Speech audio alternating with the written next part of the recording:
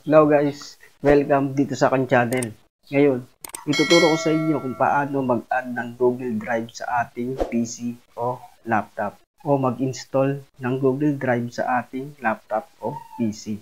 Kung paano yan guys, panoorin nyo to.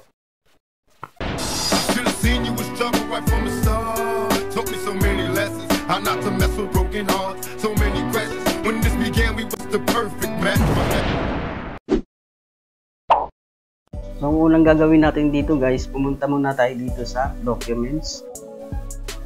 Documents tayo. Tapos, itong this PC.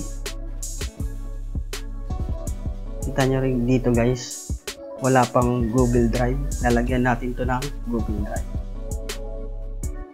Ang unang gagawin natin dito guys, pumunta tayo dito sa Google Chrome.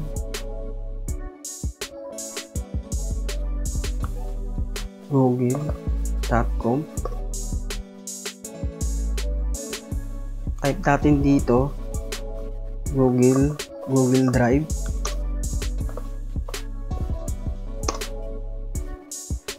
For desktop.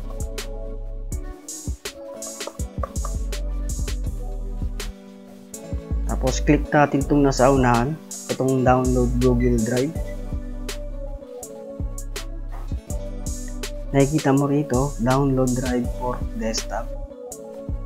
Click natin to. Tapos hintayin natin itong matapos.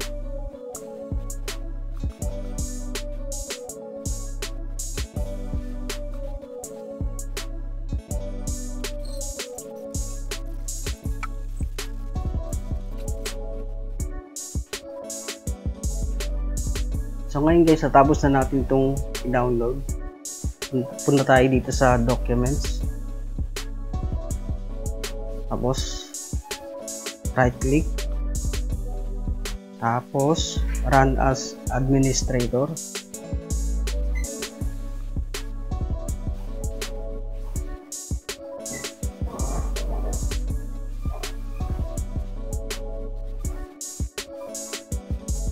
Exit na natin tong Documents. Tapos install.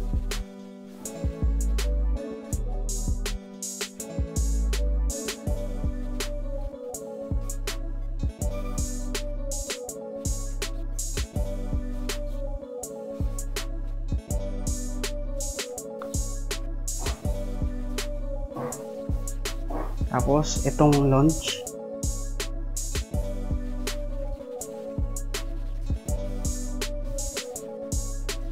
Tapos na ito guys, pupunta tayo dito sa Documents. This PC. Makikita nyo rito guys, meron na siyang Google Drive.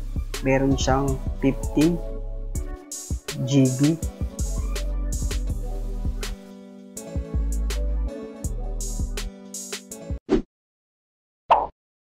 So yun nga guys, ganun lang kadali kung paano mag-add o mag-install ng Google Drive sa ating laptop o PC.